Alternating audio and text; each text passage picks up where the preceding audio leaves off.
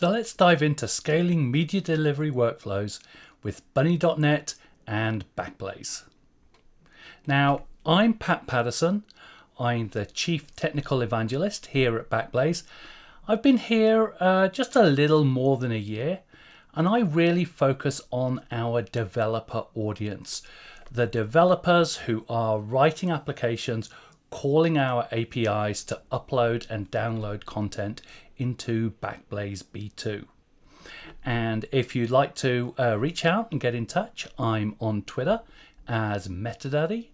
I'm also on Mastodon, metadaddy@fostodon.org, and you can always reach me by email, pat@backblaze.com. So today we're going to be having an overview of Backblaze and Bunny.net, and then we're going to dive into this video sharing use case. So as well as those two components, I'll be touching on our compute partner Vultr. I'll be looking at transcoding files via Transloadit using the UPI JavaScript browser plugin to upload content. We'll have a quick poll at the end, and then we'll wrap up. So, Backblaze B2 Cloud Storage. This is our astonishingly easy, low-cost, highly available cloud object storage. It's very simple to get started. You can sign up for an account at backblaze.com/B2 with no credit card required and get 10 gigabytes of storage and start to use it immediately. It's reliable. We aim for 11 nines of reliability, and we're managing more than 2 exabytes of customer data now. And last but definitely not least, Backblaze B2 is affordable. Storage costs $5 per terabyte per month for pay-as-you-go. And we also have a capacity-based pricing model called B2 Reserve that includes egress fees and API transactions. Bunny.net is one of our partner CDNs, content delivery networks. They have a global platform spanning 114 points of presence, aka POPs, on 6 continents, so truly global. They have a reputation as a lightning fast CDN, and as well as those content delivery features, they also cover image processing, content optimization, so minifying JavaScript files, and also they have DNS capability. So Backblaze and Bunny together give you high performance, scalable, affordable content storage and delivery. Backblaze B2 is your origin store. I already mentioned it's $5 per terabytes per month. It comes out at about 1/5 of the cost of Amazon S3. And as a Backblaze CDN partner, Bunny.net enjoys zero cost egress from Backblaze B2. Now, the use case we're looking at today is video upload and sharing. And this is based on a real-world customer deployment, a real-world mutual customer of Backblaze and Bunny.net. Now, at this customer's website, users can upload, combine, and share videos. And they use Transloadit for uploading and processing those videos. Backblaze B2 for the storage, and Bunny.net for distribution. Now, the additional components I'm using today are Vultr, our cloud compute partner. This is where I'm running my web server, serving the web application and its pages. Now, Vultr is a Backblaze compute partner, so again, any egress from Backblaze B2 to Vultr is free of charge. I'm using Transloadit as the customer does, so I'll be showing you their API first file upload and processing service with its Backblaze B2 integration. And in doing so, I'll be using the UPI open source JavaScript file uploader. So the best thing to do is to dive into a demo and show you exactly how it all fits together. Now, this is CatTube. This is our example video sharing application. Now, I've already got one video uploaded. It's of my cat, Minnie. As we know, cat videos make the internet go round, and it's fairly standard here. There's nothing sophisticated. I'm showing the video in an HTML5 video element with the controls on, so I can play, pause, go backwards, forwards, all of the usual things we expect in the HTML5 video element. So very basic application. So if I go back home, I can show you how we upload another video. So here's the upload page, and this is the UPI JavaScript component here.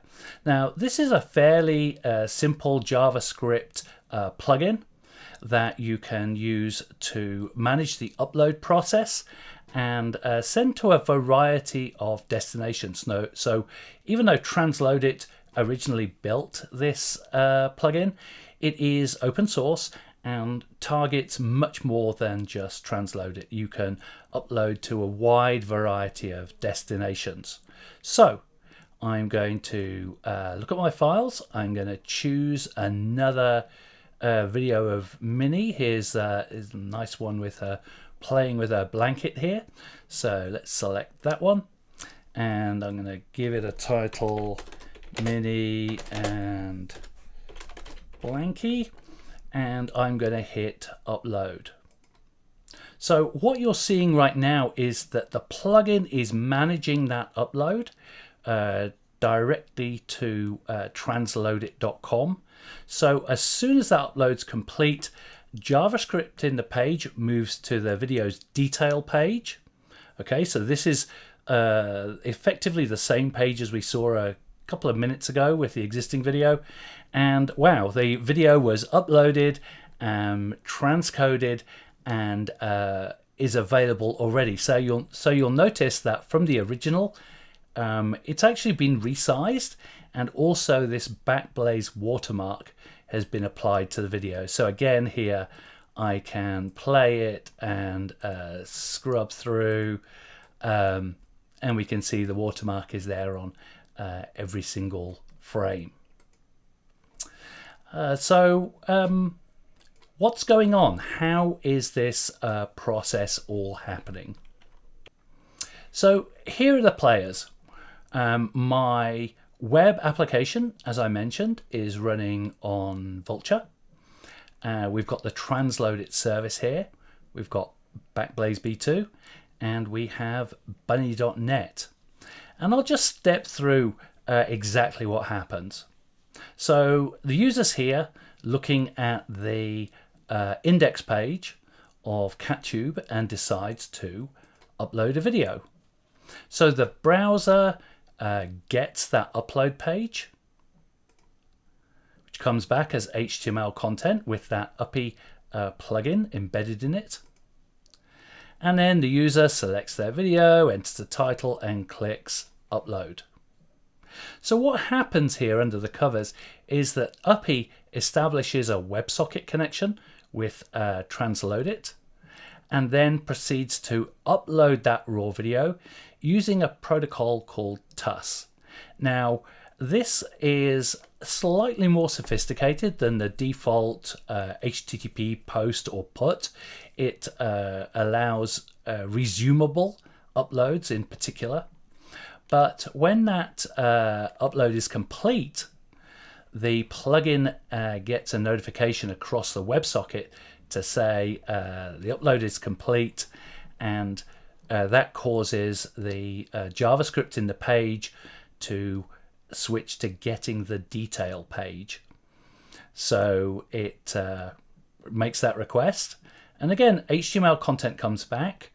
And the page initially loads with this spinner going, because JavaScript on the page polls the web application every second, I think, to try and get the video detail. Now, initially, the response will come back that the transcoded version of that video is empty. It's not been, that task has not been completed yet. And so the browser will keep on polling the web application until it comes back with something in that transcoded field. Meanwhile, what's happening is that Transloadit is stepping through what's called an assembly. It's assembling that final video.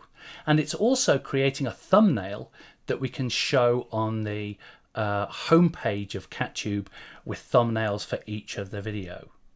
So that goes on. It takes can take a minute or two or longer, depending on the size of the video. Ultimately, when it's complete, Transloadit uploads the initial raw version of the video, the intermediate resized version, the final version with the watermark, and the thumbnail, all to Backblaze B2.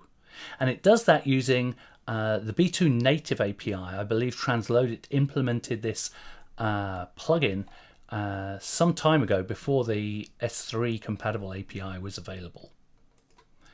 Now, once that is all complete, then Transloadit is configured to post a notification back to an endpoint at the web application containing the location of that transcoded video and a whole bunch of other metadata.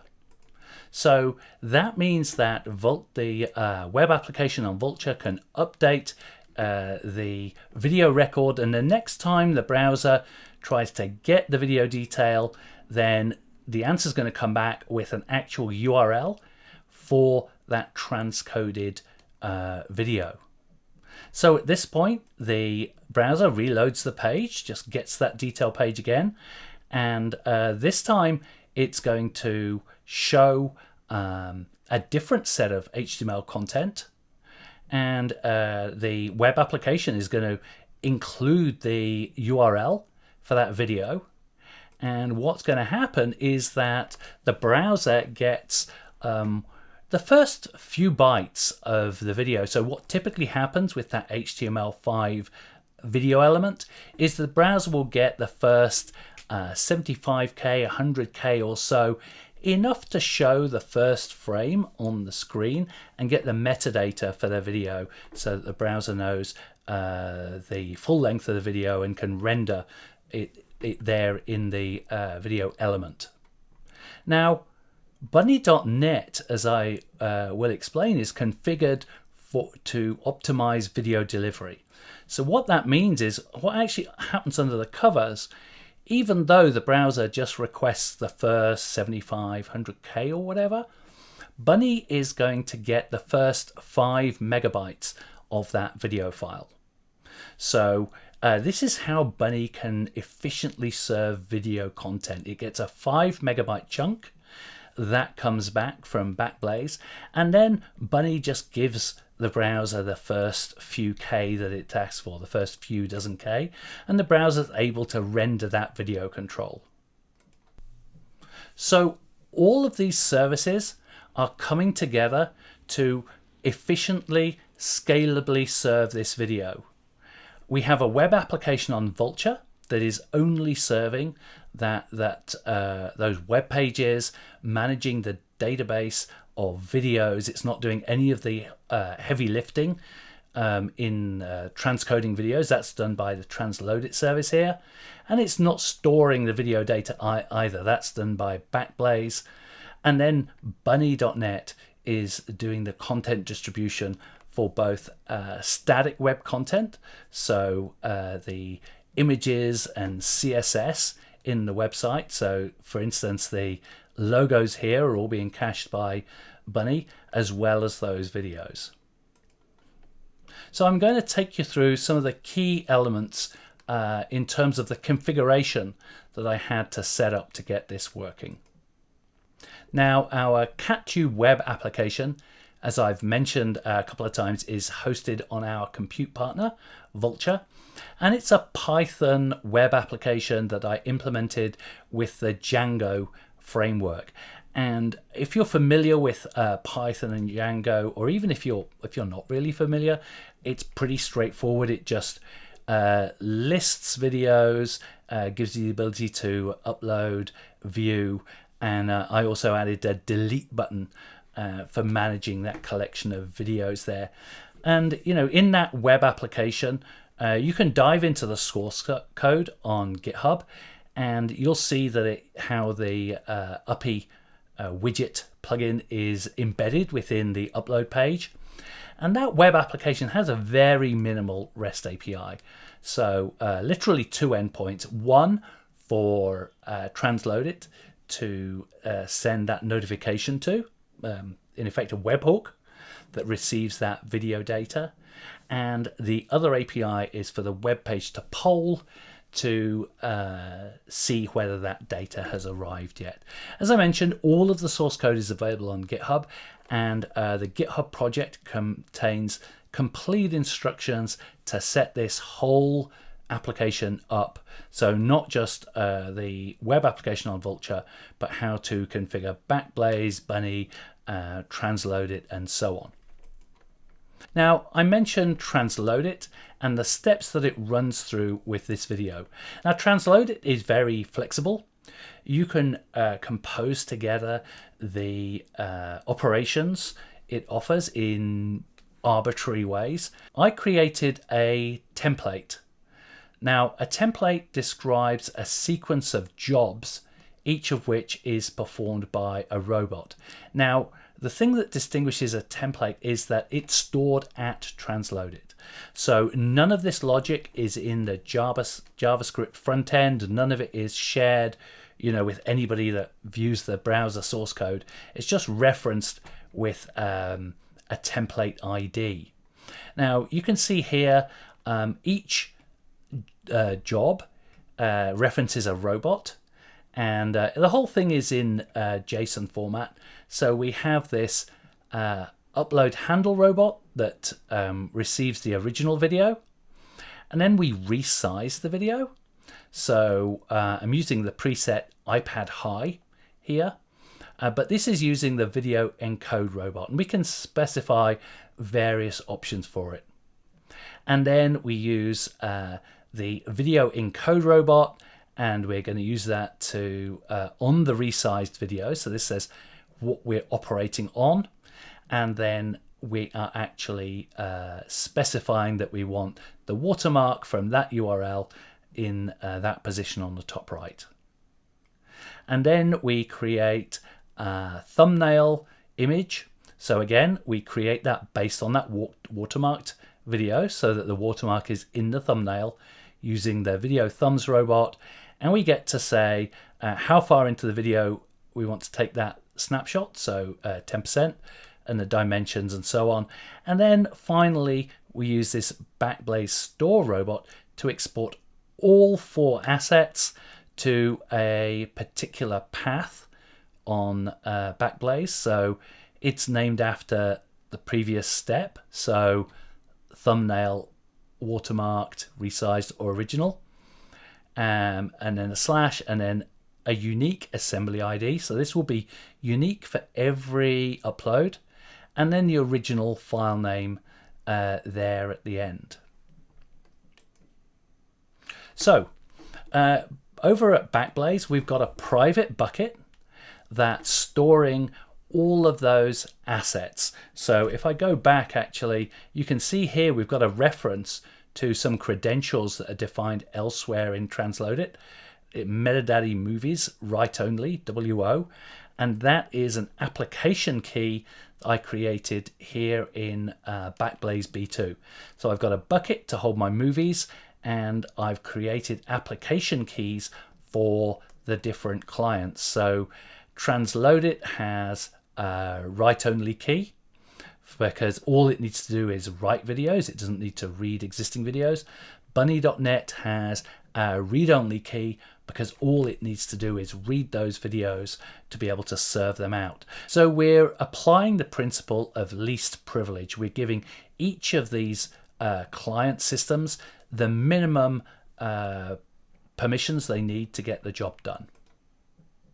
Now, over at Bunny, the core configuration object in the CDN is called a pull zone.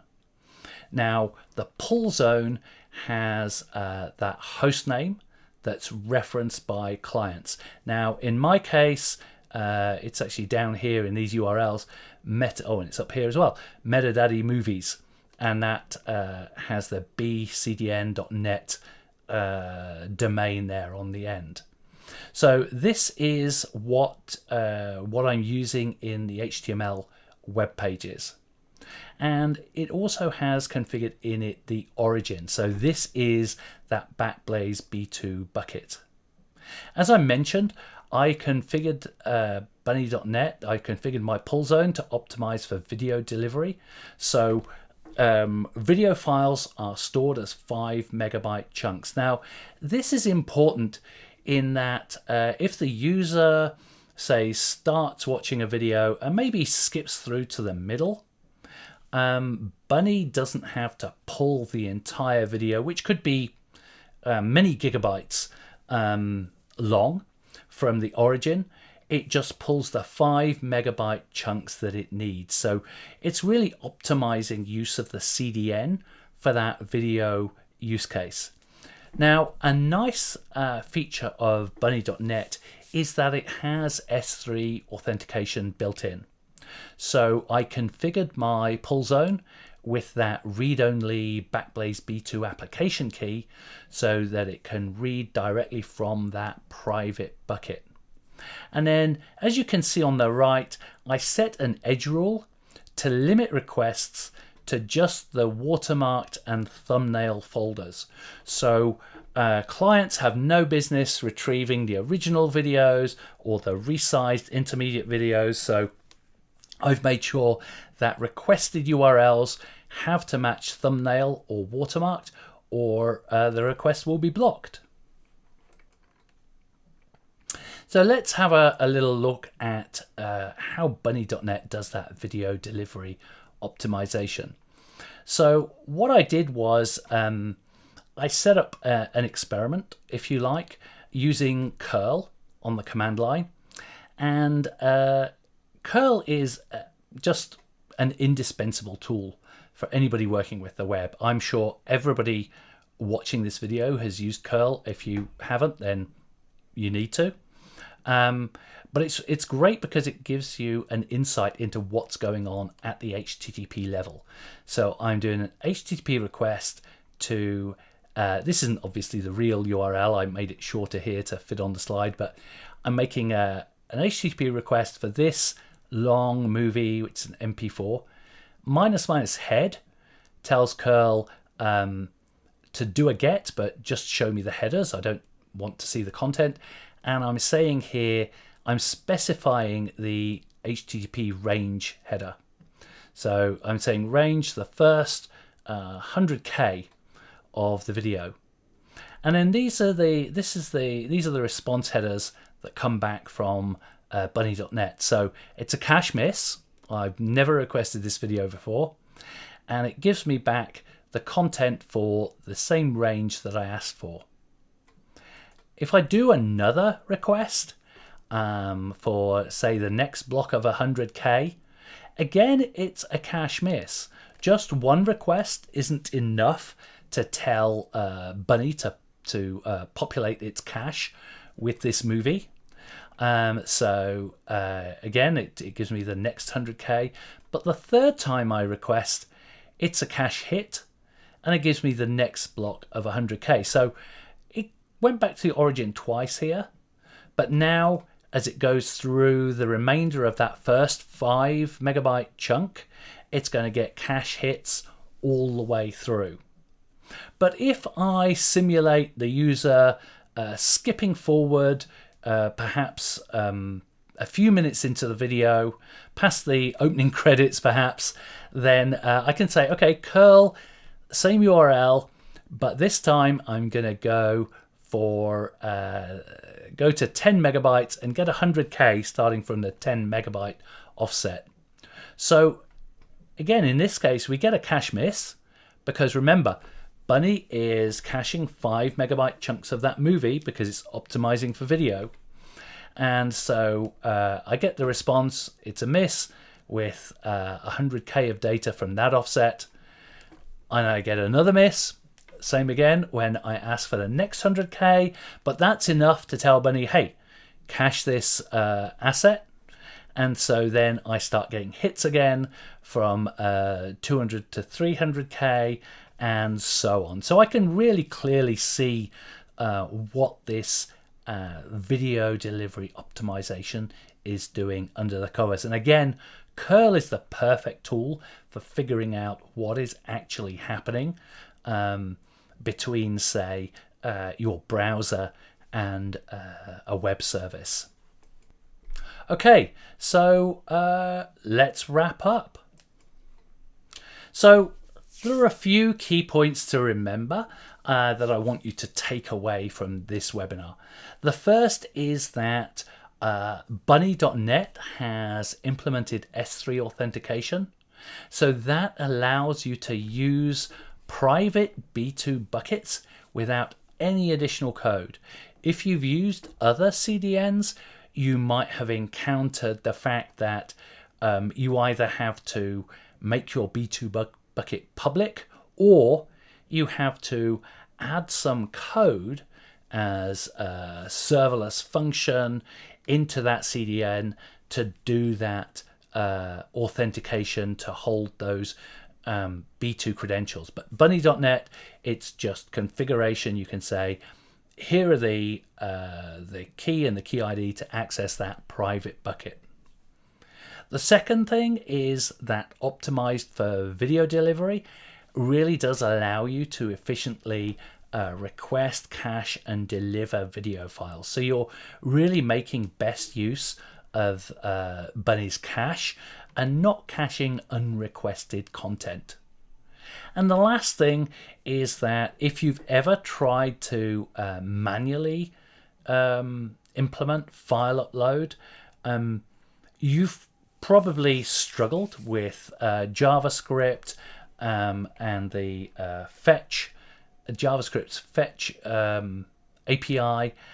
The UPI plugin really does simplify file upload, and Transloadit is what's on the back end there, providing that media processing as a service. So you define the steps that you need, and Transloadit takes care of different file formats, resizing, watermarking, concatenating videos together. They have a whole suite of transformations, and then a whole set of storage options for uploading the finished assets at the end of the process.